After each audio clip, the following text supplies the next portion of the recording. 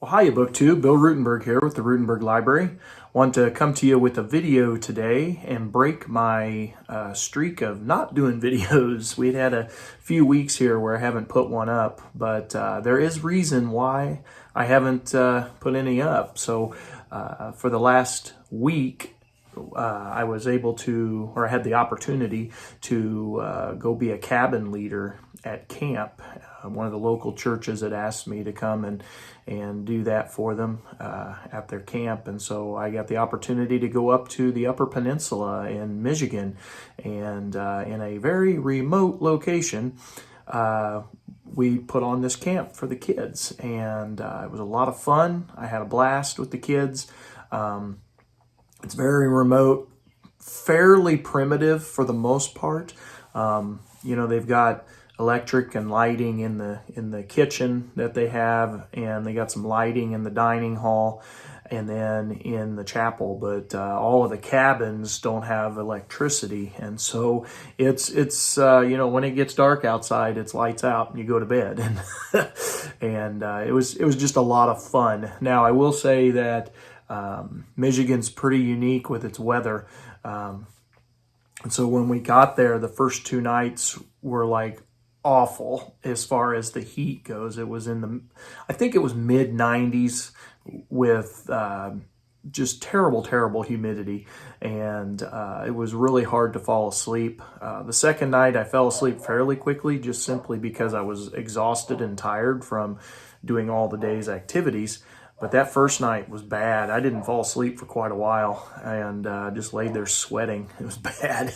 But then as the week went on, every night got cooler and cooler, and the last 2 nights we were there, it was 48 degrees and then 45 degrees that last night. And of course me and the boys, we kept the cabin windows all open, so we were all snuggled into our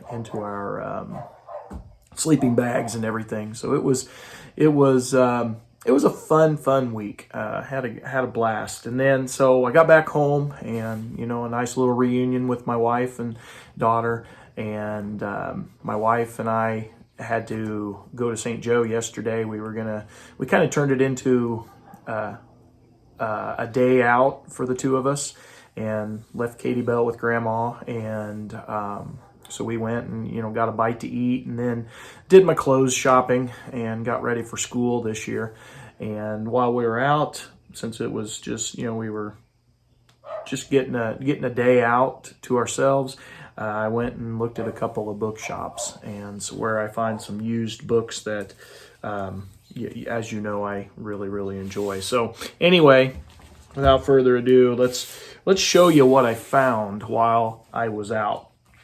So these first 3 books, I bought these with intentions of putting them in my classroom library. I saw them and I thought, man, that'd go well on my shelves. The kids will get some use out of these.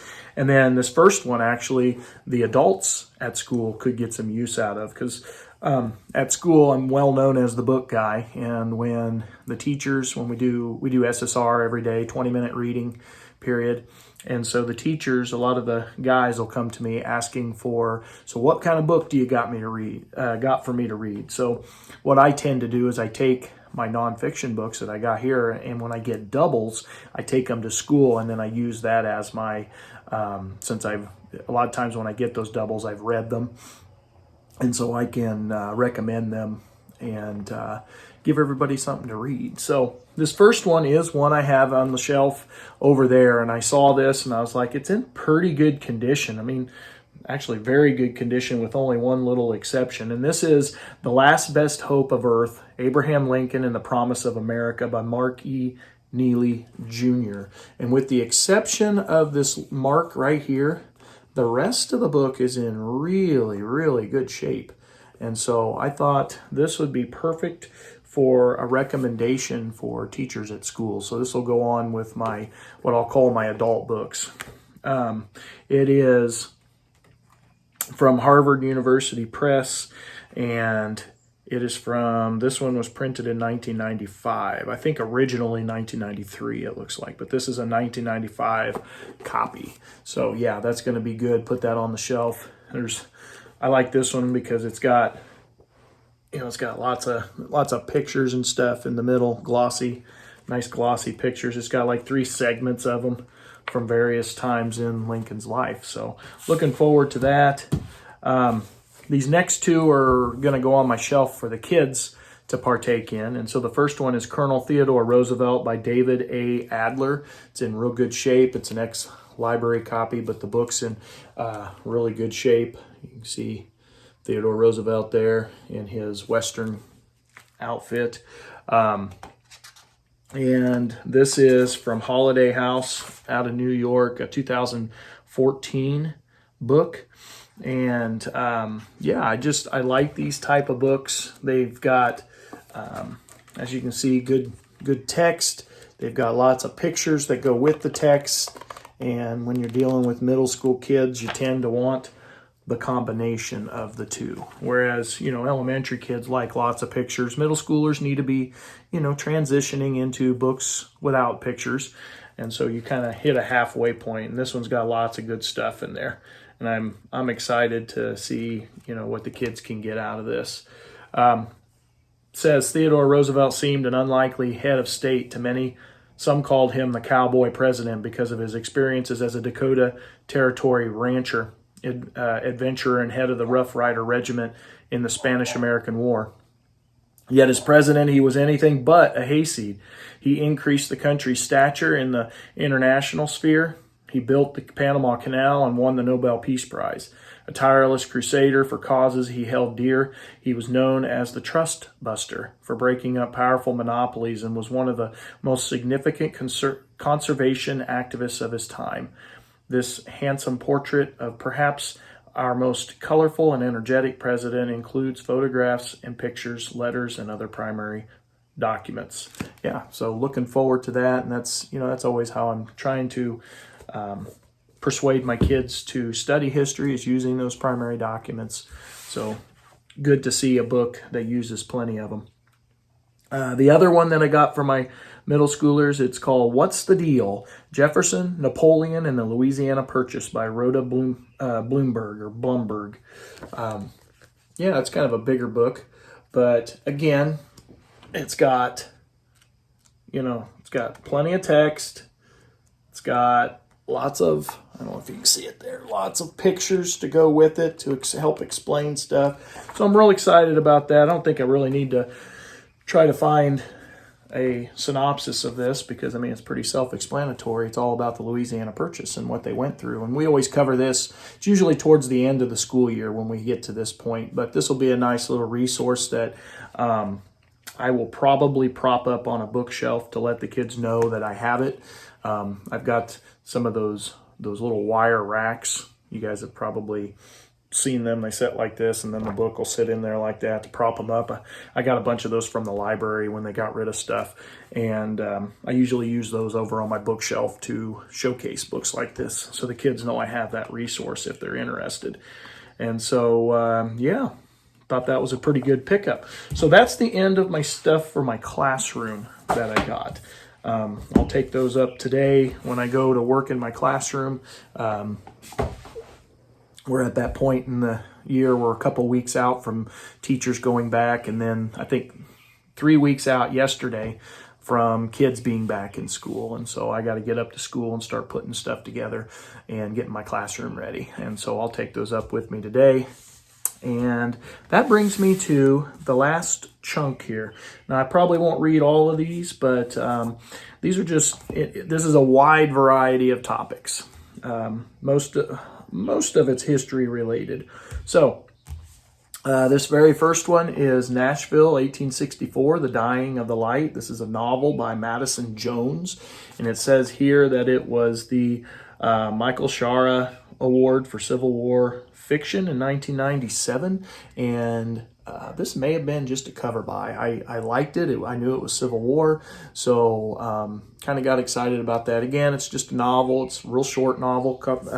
Just over 100 pages. Let's see, 129 pages. So it's nothing special, but I thought that would be a nice little, very quick read. It's from Penguin Books, and it is 1997. And this printing is 1999. So I'll read this one to you, though. It says, Nashville, December 1864. Federal forces have occupied the city for 2 long years of war, depriving its inhabitants of everything but their pride and their diminishing hopes for victory. 12-year-old Stephen Moore and his slave companion, Dink, slipped through the Union lines to search for Stephen's father, an officer in a shattered Confederate army, limping its way toward Nashville after its disastrous defeat at Franklin, just 20 miles south.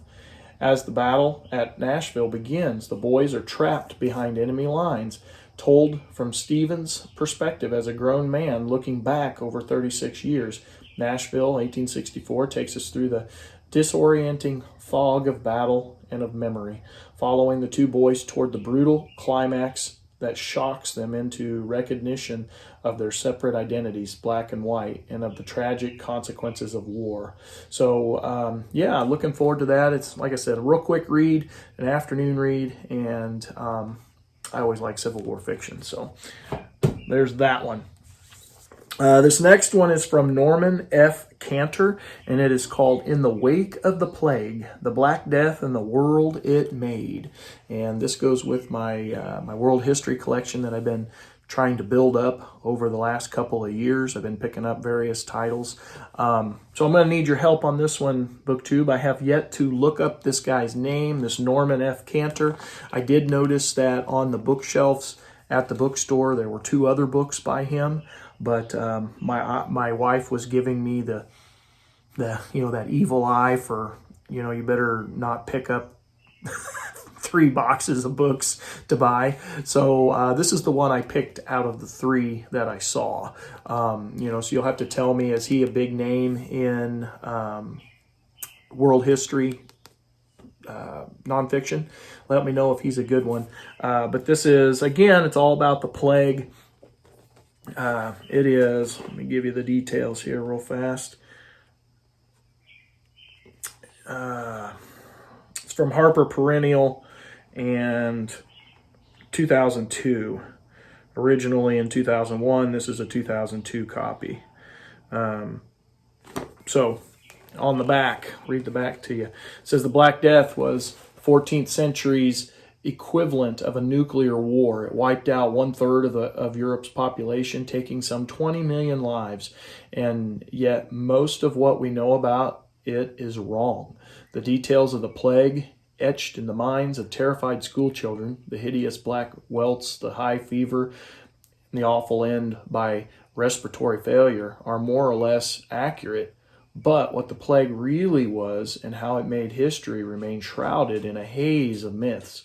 Now Norman Cantor, the premier historian of the Middle Ages, draws together the most recent scientific discoveries and groundbreaking historical research to pierce the mist and tell the story of the Black Death as a gripping, intimate narrative. So looking forward to that. It's not a real big book. It's something that's you could read throughout the week, 245 pages, so you can get through that pretty easily.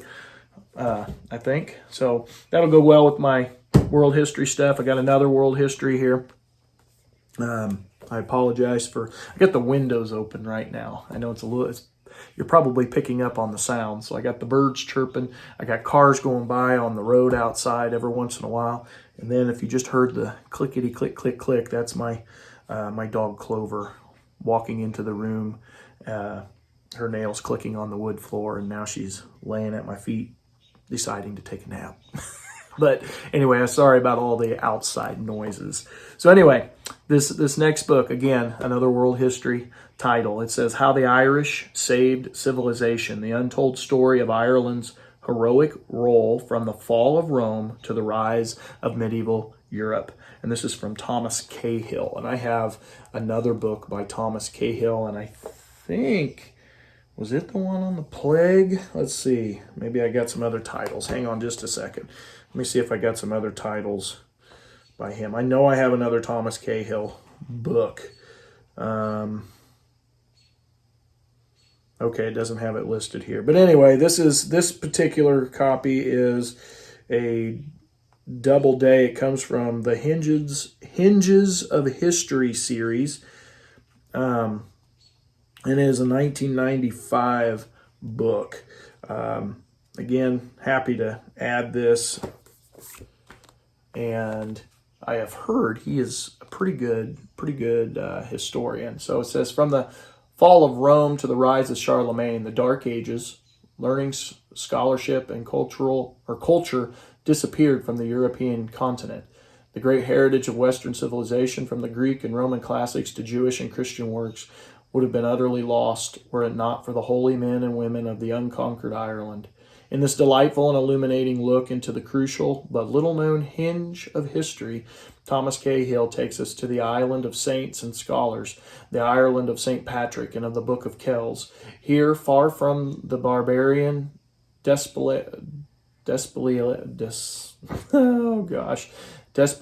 of the continent, monks and scribes laboriously, lovingly, and even playfully preserve the West's written treasury. With the return of stability in Europe, these Irish scholars were instrumental in spreading learning. Thus, the Irish not only were conservators of civilization, but became shapers of the medieval mind, putting their unique stamp on Western culture. And, that opening line there where it says, learning, scholarship, and culture disappeared from the European continent. I think we can now say that is probably a false statement. Maybe things slowed down just a bit, but it definitely didn't disappear. There's lots of evidence that did not happen. But anyway, that's another talk for another time. But this is something I'm really looking forward to reading. It is 246 pages, so about the same size as that last one. But look at these pictures. Whoa, hello. These pictures at the very end, they're not quite end papers, but they show the writing and everything. Isn't that pretty? I thought that was kind of cool. But anyway, there's another one. So let's get off the history track for just a second. So when I went to Books Revisited, they are in the process of actually building out on a new site. They're building a new bookstore, and maybe the library also. I haven't, I guess, looked at the details. But as they're doing that, they have done very well for themselves in people dropping off used books, and then they turn around and resell it. And they've got a lot of them, and sometimes they get too many, and they kind of have to push it and get rid of it. So the last, is it 3 times, maybe 4 times I've been there, the deal was you get your regular purchase, and then you get 2 free books from the clearance section that's there's a little room where they've got bookshelves and stuff, and you go digging through there and you can pick out 2 of them for free.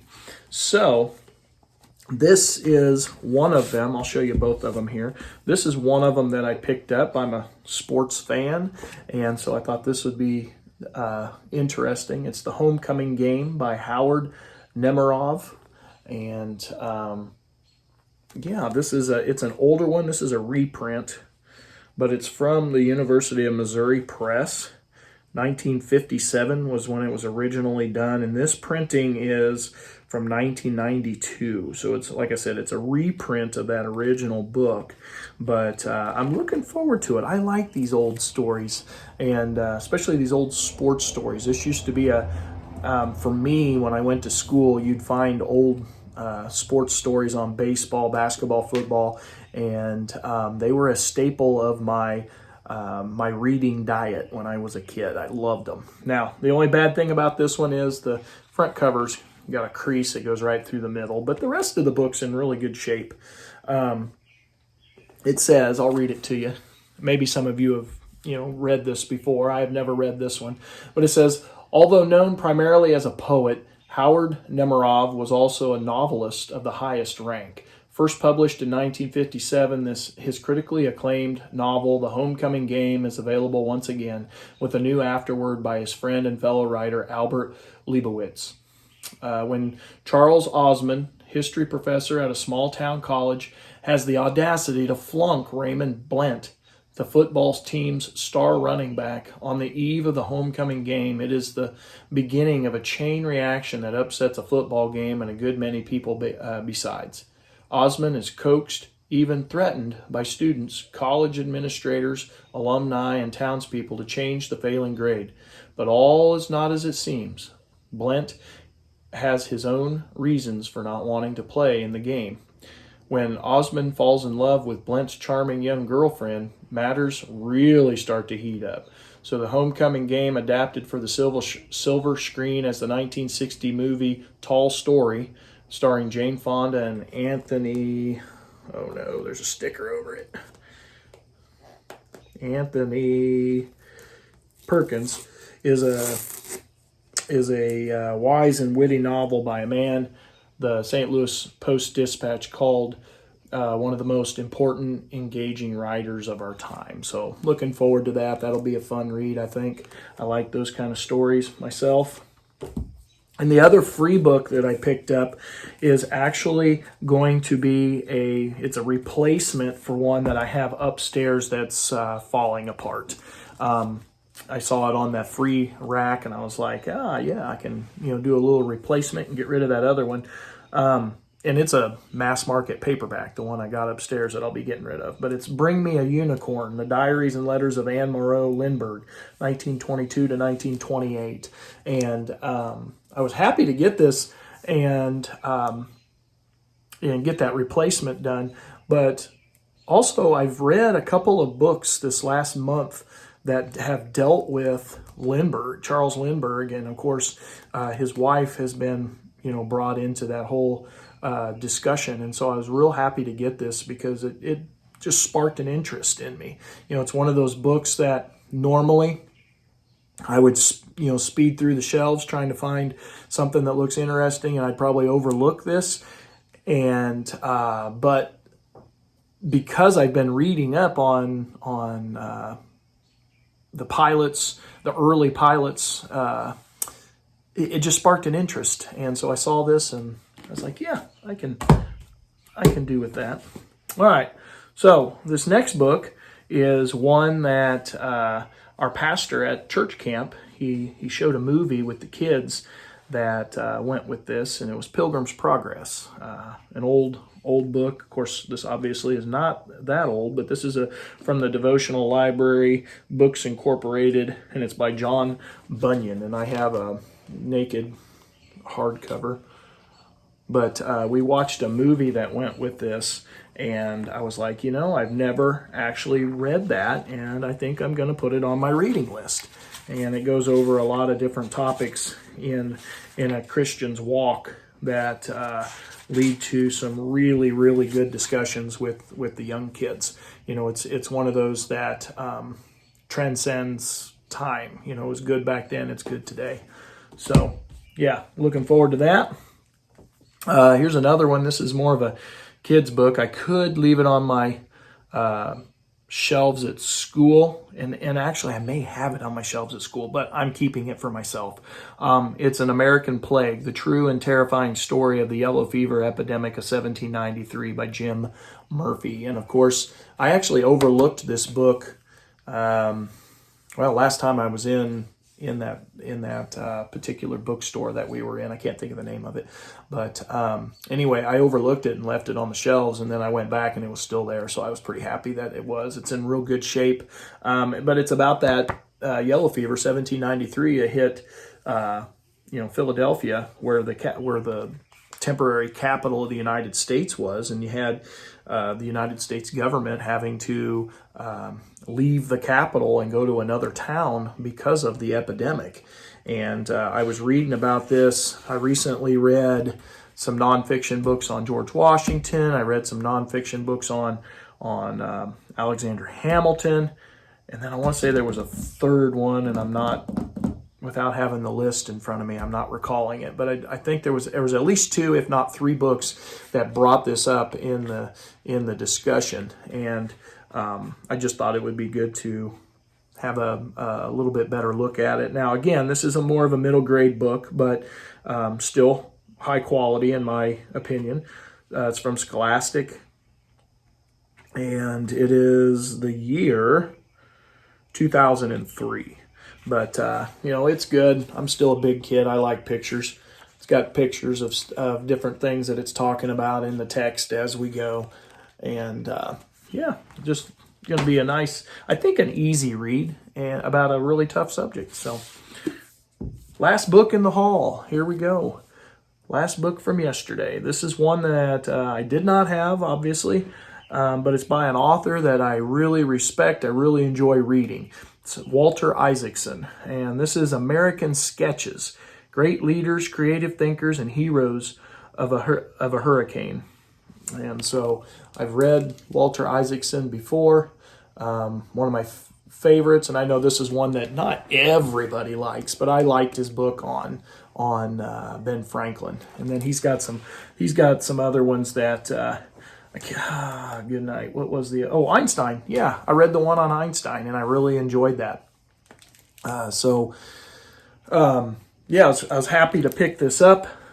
It is from Simon & Schuster, and it's a 2009 book. And I don't know that I even realized this one existed till the other day. I was looking up books by my favorite authors, and I saw that, and I was like, and maybe I've seen it before, but I did not remember it. So I was real happy to, I was looking that up, saw the name of the book, and then I happened to see it at the book on the shelf at the bookstore, and so I picked that up. But I'll read the inside flap to you. It says, "What are the roots of creativity? What makes for great leadership? How do influential people end up rippling the surface of history?" In this collection of essays, Walter Isaacson reflects on the lessons to be learned from Benjamin Franklin, Albert Einstein, Bill Gates, Henry Kissinger, Ronald Reagan, and Mikhail Gorbachev, Hillary Clinton, and Bill Clinton, and various other interesting characters he has chronicled as a biographer and journalist. The people he writes about have an awesome intelligence, in most cases, but that is not the secret of their success. They had qualities that were even more rare, such as imagination and true curiosity. Isaacson reflects on how he became a writer, the lessons he learned from various people he met, and the challenges he sees for journalism in the digital age. He also offers loving tributes to his hometown of New Orleans, which both before and after Hurricane Katrina offered many of the ingredients for a creative culture, and to the Louisiana novelist Walker Percy, who was an early mentor. In an anecdotal and personal way, Isaacson describes the joys of the so-called writing life and the way that tales about the lives of fascinating people can enlighten our own lives. And here's Walter Isaacson. Yeah, so real happy to have that again. I didn't have that. I've never owned that copy before, and glad to add it to the collection. So, BookTube, I promised you before I went to camp last week that I was going to try to get a couple videos up, and then I did not end up doing it. I kind of dropped the ball. Matter of fact, I was going to mow the yard before I left. And the 2 days before I left, it rained the whole time. So I didn't get the yard mowed. So when I got back, not only do I not have videos made, but I have a jungle of a yard out there that I had to take care of. And I finally got it mowed. And of course, we went shopping yesterday. So today, later on, after I get done at school, I got to come home and I got to rake up the grass because I could put up some bales of hay with what I got sitting in the yard. It's embarrassing.